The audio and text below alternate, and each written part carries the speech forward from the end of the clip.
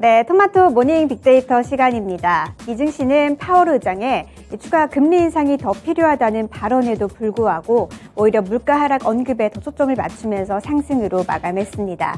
한편 우리 시장은 전거래일 반도체와 2차전지 관련주들이 강했던 가운데 이 중심으로 양시장 모두 다 상승으로 마감했는데요. 이런 가운데서도 오늘 어떤 시장 흐름 이어갈지 전일 수급을 통해서 함께 살펴보시죠. 네, 먼저 코스피 매수 상황부터 살펴보도록 하겠습니다.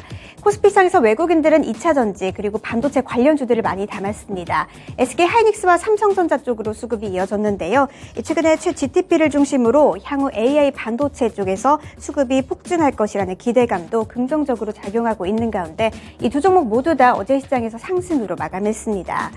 밑으로는 LG화학과 포스코케미칼 그리고 LG에너지솔루션이 이름을 올렸는데요. 어제 시장에서 2차전지 관련주들이 강했던 가운데 특히 테슬라의 주가 상승과 목표가 상향도 긍정적인 영향을 미쳤습니다.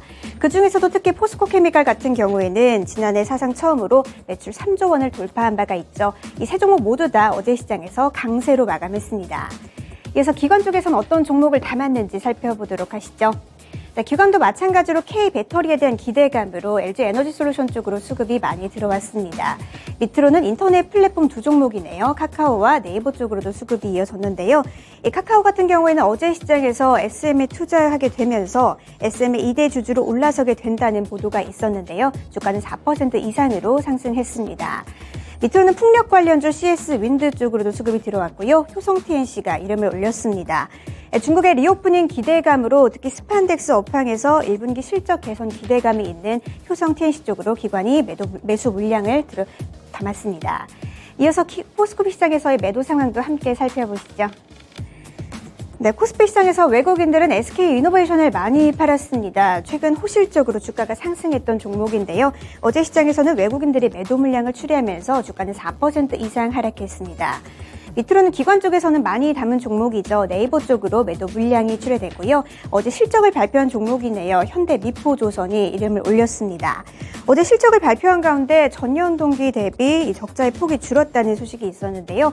외국인과 기관이 모두 매도 물량을 내놓으면서 주가는 5% 이상으로 하락했습니다. 밑으로는 한국항공우주 그리고 삼성전자 우선주 쪽으로도 외국인들이 매도 물량을 출했습니다. 이어서 기관 쪽에서는 어떤 종목을 팔았는지 살펴보도록 하시죠. 기관 쪽에서는 외국인과는 반대로 삼성전자와 SK하이닉스, 반도체 투톱을 많이 팔았습니다. 그리고 정유 관련주 SO일 쪽으로도 매도 물량을 출했는데요. 지난해 상반기 고유가와 정제 마진 강세 영향으로 정유주들이 실적을 좋게 보인 가운데 SO일은 중국 쪽에서의 원유수 회복세에도 기관이 매도 물량을 출회하면서 3거래 연속으로 주가가 하락하고 있습니다. 밑으로는 현대건설기계입니다. 현대건설기계는 4분기 어닝 쇼크가 나오면서 어제 시장에서 8%대로 주가가 급락했고요. 밑으로는 현대미포조선으로도 기관이 매도 물량을 출했습니다. 이어서 코스피 시장에서의 특징주 함께 살펴보시죠. 네, 코스피 시장 특징주는 현대건설기계입니다. 현대건설기계가 작년 4분기 급격한 환율 하락과 또 해상 운임 상승이 실적에 부정적인 영향을 미친 가운데 전년 동기 대비 영업이익은 흑자 전환했지만 이 시장 컨센서스 대비로는 밑도는 수치로 알려지면서 주가가 하락했습니다. 이어서 코스닥 시장에서의 수급도 함께 살펴보시죠. 네, 코스닥 시장에서 외국인들은 에코프로 그룹주를 많이 담았습니다. 에코프로와 에코프로비엠 쪽으로 수급이 많이 들어왔는데요.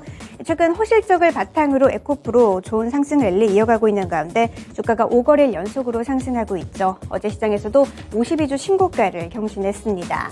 밑으로는 인녹스 첨단 소재 쪽으로 외국인들이 담았습니다. 중국에 대한 미국의 반도체 압박 수위가 높아지고 있는 상황 속에서 국내 반도체 부품주들 쪽으로도 반사 수혜 기대감이 몰리고 있는데요. 외국인 쪽에서 담으면서 어제 시장에서 11%대로 상승 마감했습니다. 이어서 LNF 쪽으로도 수급이 들어왔고요. 엔터 관련주 JYP 엔터테인먼트를 많이 담았습니다. JYP 엔터테인먼트는 15거래일 연속으로 외국인들이 순매수하고 있는 종목이죠. 최근 주가는 횡보하는 장세 이어가고 있습니다. 이어서 기관 쪽에서 매수 종목들 살펴보도록 하겠습니다. 기관 쪽에서는 계속해서 담고 있는 종목입니다. 오스템 임플란트 쪽으로 수급이 들어왔습니다. 12거래일 연속으로 기관이 순매수하고 있습니다. 밑으로는 2차전지 관련주 LNF 쪽으로도 수급이 이어졌고요. 마찬가지로 폐배터리 관련주 성일하이텍 쪽으로도 수급이 들어왔습니다. 군산 새만금에 제3공장 증설을 예정하고 있는 성일하이텍은 최근 주가는 우상향 추세 이어가고 있습니다. 밑으로는 인텔리안테크 쪽으로도 기관이 담았는데요. 인텔리안테크가 크루즈 안테나와 또 중궤도용 위성용 안테나 시장에서 매출 성장이 기대된다는 증권사 리포트가 있었는데요. 어제 시장에서 6%대로 상승 마감했습니다.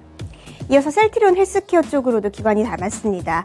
셀트리온 헬스케어가 미국 법인의 사업 책임자를 영입하는 등 미국에서의 직판 채비를 모두 마친 가운데 주가는 소폭 상승했습니다. 이어서 코스닥 시장에서 판 종목들 매도 상황 살펴보도록 하겠습니다. 코스닥 시장에서 외국인들은 SM을 많이 팔았습니다. 어제 시장에서 카카오가 SM의 2대 주주로 등극할 것이라는 소식이 있었는데요. 주가의 변동성이 큰 모습이었습니다. SM 상승하다가 하락으로 전환하면서 2%대 하락으로 마감했습니다.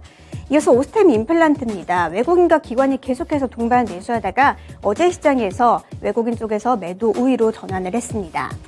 이어서 SMG 엔터입니다. 티니핑 시리즈 인기에 견조한 주가 흐름 보이는 종목이죠. SMG 엔터는 전거래일은 소폭 하락으로 마감했습니다. 이어서 다날이 이름을 올렸는데요. 전거래일 페이코인의 투자 유의 종목 지정 연장 소식에 주가가 강세를 보였습니다. 마지막으로는 아프리카TV입니다. 최근 넥슨과의 파트너십 소식에 주가가 많이 올랐던 종목이죠. 아프리카TV로 외국인들의 매도 물량이 출회됐습니다. 이어서 기관 쪽에서의 매도 상황도 함께 살펴보시죠. 기관 쪽에서는 SM과 JYP 엔터테인먼트, 엔터 관련주를 많이 내놨습니다. 그리고 에코프로와 채비캠, 2차전지, 폐배터리 관련주 쪽으로도 매도 물량이 출회됐고요. 코스닥 시장에서 어제 처음으로 상장한 종목이죠. 스튜디오 미루 쪽으로도 매도 물량이 출회됐습니다. 스튜디오 미루는 애니메이션 제작 기업인데요. 어제 시장에서 상한가를 기록한 가운데 외국 기관 쪽에서는 매도 물량이 출회됐네요.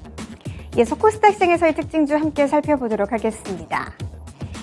코스닥 시장에서 처음 특징주는 스튜디오 미르입니다. 국내 최대 규모의 애니메이션 제작사죠. 스튜디오 미르가 전일 코스닥 시장에서 상장했습니다. 공모가는 19,500원이었는데요. 2배 상승한 39,000원의 시초가를 형성한 이후 상한가를 기록했습니다.